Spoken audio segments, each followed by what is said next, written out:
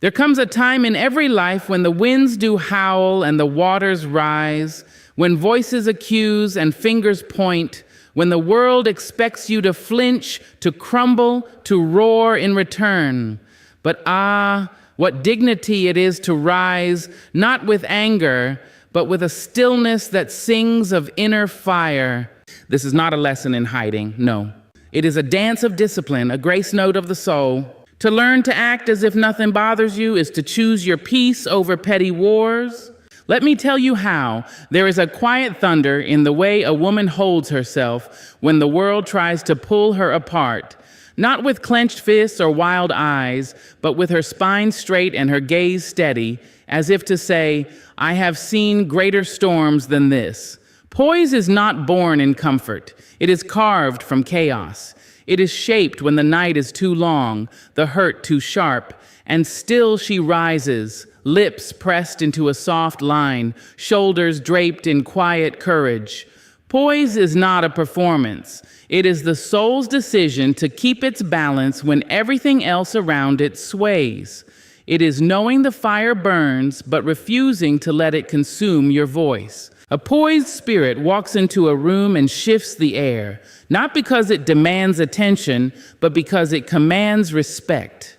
It's the elegance of restraint, the dignity of not reacting, even when reaction is deserved. It is not the absence of pain, but the presence of power. Power that does not boast, power that does not chase validation, power that whispers, I know who I am, and keeps moving, unfazed, undisturbed. There is a kind of beauty that cannot be taught in mirrors or bought in silk. It is the beauty of the unshaken, the woman who holds her tongue not out of fear, but out of wisdom, the man who does not flinch when insulted, not because he lacks pride, but because his pride is too full to be threatened by noise. Poise is a language the spirit speaks fluently once it has been betrayed, belittled, broken, and yet still chooses peace over performance. It is in the way you carry your sorrow with symmetry, the way you take disappointment by the hand and teach it how to dance without bitterness. It is how you answer ignorance with grace, how you face injustice without folding into rage. It is not silence, but a kind of melodic quiet that sings of self-mastery. It is being soft without surrendering. It is being still without becoming stuck. Poise is a holy refusal. A refusal to be rushed, rattled, or ruined by things that don't reach your soul. It's the kind of posture you earn through pain, through patience, through picking yourself up time and again with elegance, never allowing the world to dictate the rhythm of your breath or the dignity in your walk. To rule over one's emotions is not to deny them, child. It is to name them without becoming them. It is to sit beside your anger like an old friend, to offer it tea and listen, but not to let it drive the chariot of your day. Emotional sovereignty is the quiet crowning of the self. It is the reclamation of your inner throne where no one else, no lover, no stranger, no storm holds the keys to your peace. You see, people will come and people will go. They will toss their moods like stones at your joy. They will spit their judgments and wear their own wounds as weapons, hoping you will bleed beside them. But when you are sovereign, you do not react like the wind to every open window. You do not sway with every opinion. You are not a leaf, darling. You are the root. You do not float, you ground. You do not flee, you remain. You are not at the mercy of other people's weather. To be emotionally sovereign is to feel everything fully and still choose your response with care. It is to know that someone else's chaos is not your invitation to abandon yourself. It is to observe the storm without becoming the storm. And oh, what discipline that takes. To feel that rising heat in your chest, the sting behind your eyes, the ache in your belly, and still say to yourself, I will not be moved unless I choose to move. That is not weakness. That is sacred strength. And this strength, it does not shout. It does not throw tantrums in crowded rooms. It does not seek revenge or beg to be understood. It sits in silence, not because it has nothing to say, but because it has already heard its own voice, and that is enough. It is the kind of mastery that makes you magnetic, not for how loud you are, but for how grounded you remain when the ground itself shakes. Emotional sovereignty means refusing to be baited by disrespect. It means smiling not as a mask, but as a reminder that your joy is not on loan. It means you do not hand over your mood like a coin to every petty toll booth you pass. You do not let your heart be tugged around by the immaturity of others. You do not let your spirit be hijacked by offense or by flattery. Both are dangerous when they lead you too far from your center. There is a noble quiet in the emotionally sovereign being, a calm earned through nights of unraveling and days of rebuilding. It's not about detachment, no, but about deep-rooted presence, about knowing your emotions are visitors, not rulers, that your pain may visit, but it does not inherit your crown. Your fear may speak, but it does not hold the mic. Your loneliness may knock, but it does not move in without your permission. There is a kind of dignity that does not make a sound. It does not beg for acknowledgement. It does not shout its name in crowded places. It walks in quietly, but all the walls recognize its presence. Silent dignity, child, is the garment worn by those who have known both praise and humiliation and have chosen to be owned by neither. It is the deep breath you take before answering cruelty with calm. It is the still gaze that does not flinch when insulted because it knows what stands behind it, a life lived in truth. It is not silence born of fear or passivity. No, it is the silence that comes after wisdom has spoken within. It is the quiet of someone who has nothing to prove because they have already proven it to themselves. It is the stillness that says, I will not descend into noise, even when provoked. Silent dignity is a river that flows beneath the surface, strong, steady, carrying centuries of resilience in its current. And it is most radiant in the face of injustice. When the world expects you to grovel, to break, to defend your humanity with rage, silent dignity responds with presence. It does not lower its standards to match the moment. It lifts the moment up with its very posture. You see, when you stand in silent dignity, you remind those who would diminish you that you cannot be made small by smallness. Your silence becomes a mirror in which others must see themselves. This kind of dignity does not come cheap. It is earned slowly through seasons of biting back words that would only feed the fire, through years of carrying wounds that never made it to the surface because healing happened beneath the skin. It is the way an elder looks at the world, with eyes that have seen too much to be impressed by cruelty and too deeply to be seduced by shallow praise.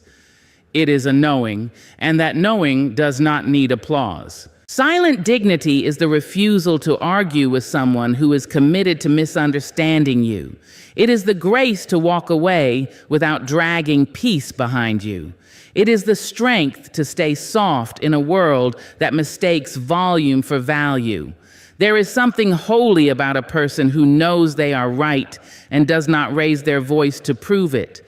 Something divine about the one who can sit through a storm of noise and still hear their inner melody humming clear, unwavering, unshaken. When you carry silent dignity, you do not flinch at gossip, for you are not made of rumors. You do not crumble at slander, for your worth was never built in other people's mouths.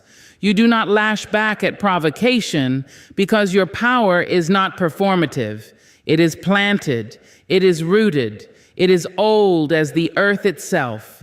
The kind of dignity that walks beside you even when you are alone, that tucks you in when the world is cold, that reminds you who you are when the noise tries to make you forget. Restraint, my dear, is not weakness. It is wisdom dressed in discipline. It is the art of pausing when every bone in your body begs to react. It is the sacred space between impulse and response, the breath you take before the storm inside you speaks. And it is in that breath, that small holy pause, where your truest self is revealed. The mirror of restraint does not reflect the face you show the world when all is calm. It reveals who you are when the world dares you to unravel. We have been taught to believe that strength is loud, that power must always assert itself, that to be seen is to be vocal, sharp, unrelenting. But the soul knows better.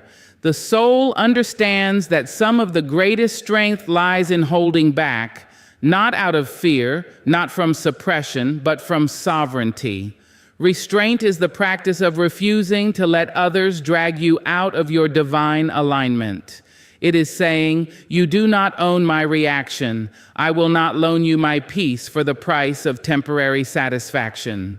When you choose restraint, you become a mirror for those who have not yet learned to govern themselves. They throw their fire, and in your calm, they see the chaos in their own reflection. They raise their voice, and in your silence, their volume becomes an echo.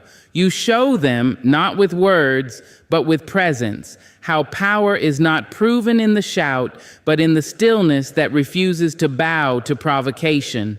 Your restraint reveals their restlessness. Your steadiness exposes their need for reaction as validation. And yes, there will be moments when every thread of your dignity feels stretched thin, when you could burn bridges with a single sentence, when you could wound with truth or clap back with elegance. But to restrain yourself is not to silence your soul. It is to trust that your spirit does not need to flex to be felt. That your presence, your integrity, your history, your prayers, all of it, is louder than anything you could say in anger. This mirror, this quiet clarity, shows you yourself too. You begin to see where your triggers lie, where old wounds still whisper, where your pride seeks to be fed. And instead of obeying those ancient voices, you bow only to your higher self. You walk away from the bait. Not because you are blind to it, but because you are bigger than it. You have learned that sometimes the highest act of courage is to close your mouth, lift your head, and let the moment pass without clinging to your name. To hold your tongue when it burns, to soften your face when it stiffens, to unclench your hands when they itch to point or punish. That is a sermon the soul preaches without sound. That is mastery, quiet and shining. The mirror of restraint reflects not how the world treats you, but how you choose to treat yourself in return. It is the way you answer chaos with a straight back and a full breath. The way you choose peace, not because you lack the words, but because your peace is more valuable than being right. There is a sacred posture one adopts when they've learned to walk with giants. Not the giants of fame or fortune, but those whose spirit stretches across time. Elders, ancestors, warriors of the heart who endured without bitterness, who stood tall when the world tried to shrink them. To walk with giants is to walk knowing you do not walk alone. It is to feel the weight of legacy pressing gently on your shoulders, reminding you that you were never meant to crawl through life when you were born of people who sang through suffering and still raised their heads toward heaven. Giants do not move quickly. They do not rush. They have no need to prove their presence. Their very breath shifts the room, and their silence speaks volumes. When you walk with giants, you walk slower, deeper, more mindfully. You speak less, but say more. You begin to understand that power is not in how fast you respond, but in how thoughtfully you move. You walk with a quiet reverence, as if every step is a conversation with the earth, as if the ground itself remembers who you are becoming. To walk with giants is to carry the grace of those who came before you, those who bore injustice with poise, who answered cruelty with clarity, who kept their joy braided into their grief. It is to remember that your dignity is not a personal achievement, but a collective inheritance. And with that knowledge, your walk becomes an offering. Your restraint, your wisdom, your unshakable calm, they are not just for you. They are echoes of the ones who held their peace so you could have yours. These giants, they taught us without raising their voices. They showed us that you don't need to shout when you know where you stand. That humility is not the absence of greatness, but the quiet presence of it. That your name doesn't have to be on billboards to be etched into eternity. You begin to understand that walking with giants is not about being seen. It's about being aligned with truth, aligned with justice, aligned with the deep, slow rhythm of your soul. And when the world tries to pull you down into smallness, when it tries to bait you into bitterness or hustle you into haste, you remember your place among the giants. You remember how they moved with patience, how they responded with vision, how they chose legacy over momentary applause. You remember that you are descended from those who endured the unimaginable and still created beauty, who planted seeds of hope in soil soaked with sorrow and still managed to bloom. And in remembering them, you become them, not in body, but in spirit. The spirit is not born strong, child. It is shaped. It is stretched. It is softened and sharpened through the ritual of living. Just as the body must sweat and strain to become agile, the spirit must ache to become wise. Training the spirit is not an act of ease. It is an act of reverence. It is rising every morning and choosing integrity when convenience would do. It is standing still in the middle of noise and listening for the quiet voice within, the one that speaks not of ego, not of pride, but of purpose. To train the spirit is to enter into relationship with yourself, not just in joy, but in discomfort. It is sitting with your own shadows and not flinching. It is naming your anger without letting it rule, touching your sadness without letting it drown you. The spirit grows through these conversations, intimate, silent, often painful. You learn not to escape what you feel, but to shape it, like clay in the hands of a sculptor. The fire does not destroy the spirit. It refines it if you let it. This kind of training is quiet. It happens in the choices no one sees, when you forgive and no one says thank you, when you walk away and no one knows what you held back, when you are kind not because they earned it, but because you decided you would not be changed by someone else's cruelty. You are building muscle in your soul every time you choose grace over reaction, vision over vengeance, patience over panic. The spirit learns through repetition, not in the grand gestures, but in the daily rituals of choosing what is noble over what is easy. And child, the spirit gets tired. It will ask you to quit. It will whisper, "What's the use?" when nothing seems to change. But you remind it that you do not train for applause. You train for alignment, for strength that cannot be taken, for a peace that does not beg to be validated. You are shaping your spirit into something that can carry you through storms with dignity intact. You are teaching it not to sway with the winds of opinion, but to root itself in truth, deeper than circumstance. In this training, there are no shortcuts, no cheat codes, just presence, patience, and prayer. You learn to honor your pace. You begin to trust your rhythm. You start to see that every challenge, every betrayal, every silence from those you thought would stay is part of your training. Not punishment, preparation. You understand that hardship is not a sign you are off your path, but often the very proof that you are walking it well. You begin to thank the fire, not because it felt good, but because it showed you what within you could not be burned.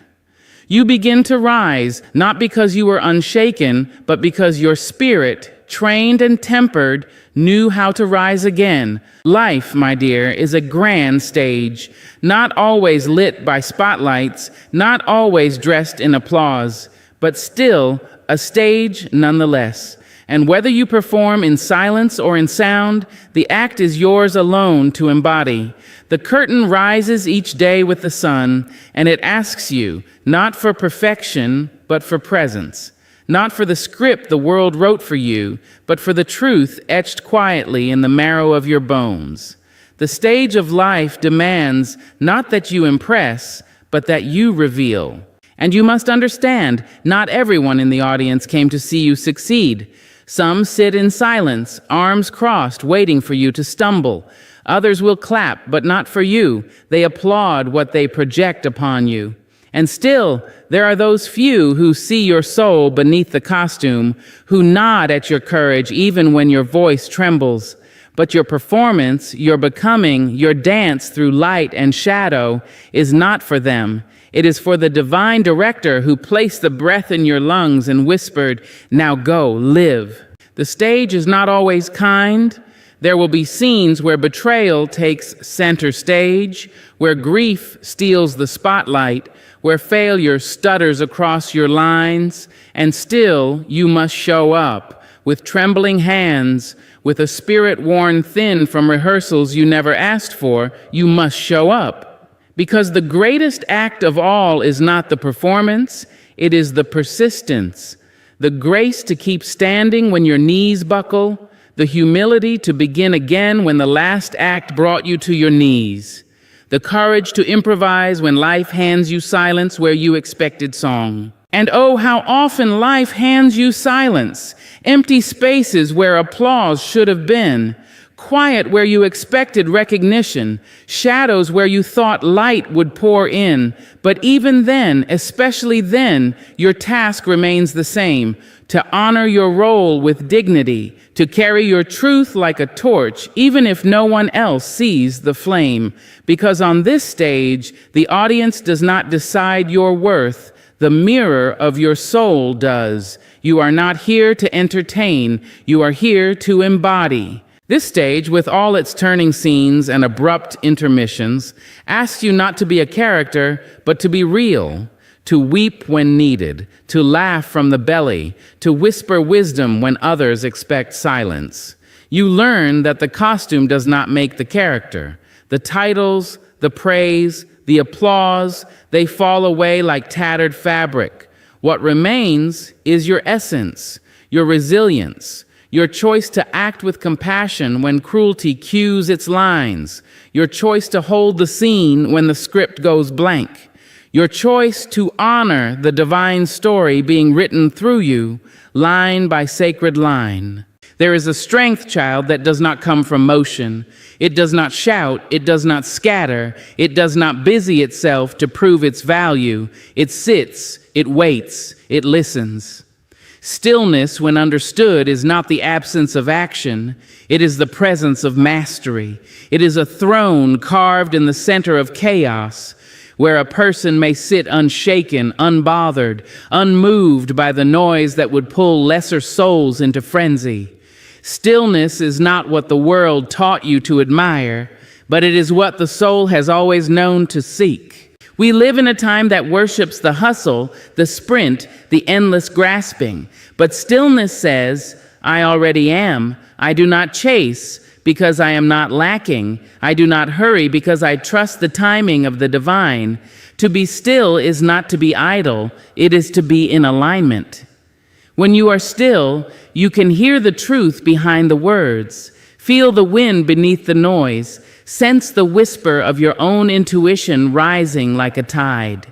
Stillness is the space where the spirit stretches, where wisdom finds its voice and speaks not to impress, but to illuminate.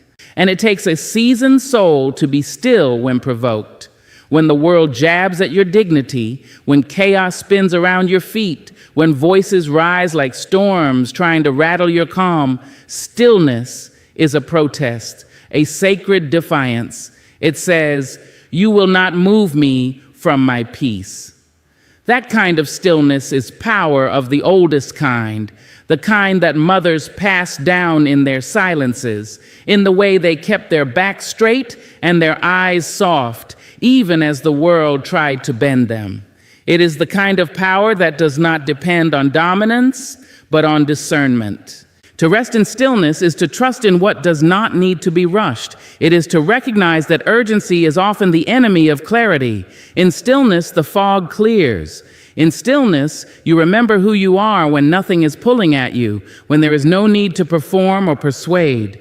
And oh, what a mighty thing it is to know yourself in quiet, to return to your breath like it is a prayer, to sit in the presence of your own being and know that you are enough, not because you achieved, but because you simply are.